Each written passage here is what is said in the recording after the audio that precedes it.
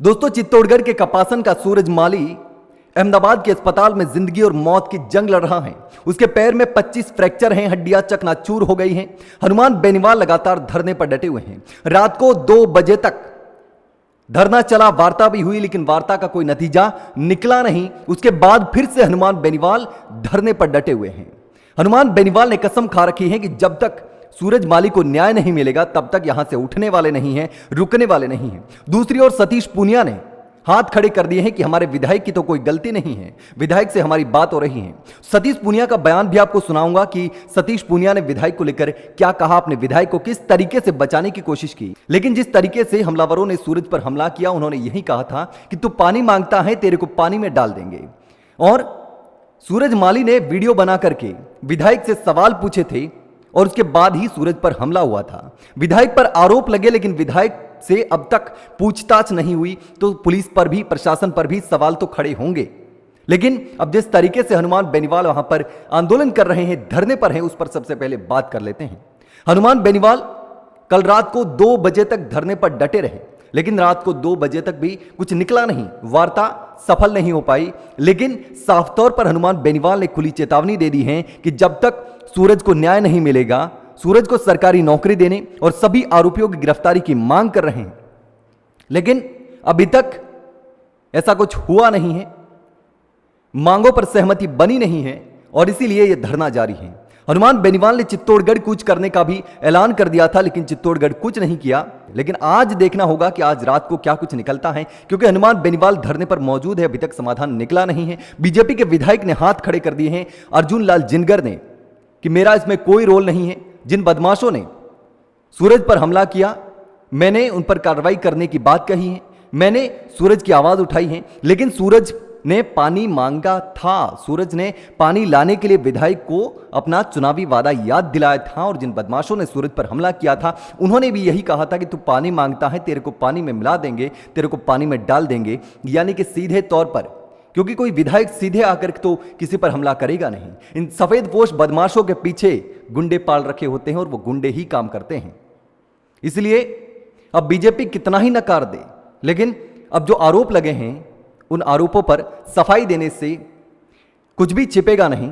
BJP को चाहिए कि इस मामले में जांच कराए, क्योंकि बीजेपी हमेशा लोकतंत्र की बात करती है। राजस्थान की भजनलाल सरकार राजस्थान का विकास करने की, राजस्थान के युवाओं का विकास करने की, रोजगार की बात करती है, न्याय की बात करती है, कानून की बात करती है। तो यहां कहां गया कानून, कहां गया न्याय?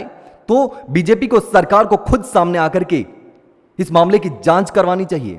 लेकिन सतीश पूनिया का जो बयान सामने आया है, उसे सुनकर आप भी गुस्से से लाल हो जाएंगे। अशोक जी सियासत करते हैं और अखबारों में जिंदा रखते हैं पार्टी को। मैंने कहा है, वहां के विधायक ने खुद फोन करके और स्पष्ट तौर पर एसपी को कहा कि इसमें जो भी लोग हैं उनको बख्शा नहीं जाए, और 8 लोग गिरफ्तार हुए, विधायक जी के इनिशिएटिव पर ही हुए। तो इसको मुझे लग रहा है राजनीतिक तूल देने की ज्यादा कोशिश हो रही है, बाकी जो अपराधी थे वो पकड़े गए। हमारे विधायक की कोई गलती नहीं है। विधायक से मेरी बात हुई है, उन्होंने खुद इस मामले में कार्रवाई करवाई है, आरोपियों को पुलिस ने गिरफ्तार किया है। लेकिन क्या यह सच है? जिस तरीके से यह पूरा मामला हुआ, जिस तरीके से सूरज पर हमला हुआ, क्या यह सच है? लेकिन अब देखना होगा कि आखिर इस मामले में क्या होता है। दोस्तों, आपको बता दूं कि हनुमान बेनीवाल से पहले यहां पर अशोक गहलोत पूर्व मुख्यमंत्री भी आए थे। पूर्व मुख्यमंत्री अहमदाबाद सूरज से मिलने भी गए थे, लेकिन वो धरना कंटिन्यू नहीं चला। लगातार जिस तरीके से मैंने इस पर 2-3 वीडियो बनाए, तो कांग्रेस के लोगों के कमेंट आने लगे, कांग्रेस के लोगों के मैसेज आने लगे कि हम भी तो लगातार मांग उठा रहे हैं, हमारे नेता भी वहां गए, लेकिन आप कैसे कह रहे हैं कि हनुमान बेनीवाल के अलावा कोई आवाज नहीं उठा रहा। अशोक गहलोत गए थे, लेकिन हनुमान बेनीवाल वहां पर डटे हुए हैं, अपने पैर जमा करके वहां खड़े हुए हैं। उन्होंने कसम खा ली है कि जब तक न्याय नहीं मिलेगा, यह धरना रुकने वाला नहीं है, आंदोलन रुकने वाला नहीं है, और लड़ाई लगातार जारी रहेगी। इसीलिए मैं कहता हूं कि हनुमान बेनीवाल जाते हैं तो कसम खा लेते हैं, डट जाते हैं। अशोक गहलोत गए थे, अच्छी बात है, अशोक गहलोत ने आवाज उठाई थी, अहमदाबाद भी गए थे, सोशल मीडिया पर ट्वीट भी किया था, लेकिन लगातार कंटिन्यू इस लड़ाई को लड़ा क्या, लगातार धरना जारी रखा क्या? विधायक से पूछताछ हुई कि इतनी बड़ी पार्टी होने के बावजूद होना चाहिए था कुछ तो। इस विधायक को लेकर के जांच करवानी चाहिए कि विधायक का रोल है या नहीं है। अगर होता तो फिर विधायक की पर कार्रवाई होनी चाहिए थी, कम से कम पूछताछ होनी ही चाहिए थी, लेकिन वो भी तो नहीं हुई। तो ऐसे में अब देखना होगा कि हनुमान बेनीवाल सूरज को न्याय दिला पाते हैं या नहीं दिला पाते हैं। लेकिन इस पूरे मामले को लेकर आप क्या सोचते हैं? क्या सच में विधायक की कोई गलती नहीं है? बीजेपी जिस तरीके से किनारा कर रही है कि हमारे विधायक की कोई गलती नहीं है, क्या सच में गलती नहीं है? क्या अशोक गहलोत वहां पर गए थे तो अशोक गहलोत को और कांग्रेस को इस लड़ाई को मजबूती से लड़ना चाहिए था, क्योंकि वो संविधान बचाने की बात करते हैं, लोकतंत्र की बात करते हैं, तो उनको बड़ा आंदोलन करना चाहिए था और इस पूरे मामले की जांच करवानी चाहिए थी। दूध का दूध और पानी का पानी हो जाता अगर कांग्रेस मजबूती से इस लड़ाई को लड़ती। लेकिन हनुमान बेनीवाल ने अब इस लड़ाई में मोर्चा संभाल रखा है। तो दोस्तों, आपको जो भी लगता हो उस पूरे मामले को लेकर कमेंट में जरूर बताना।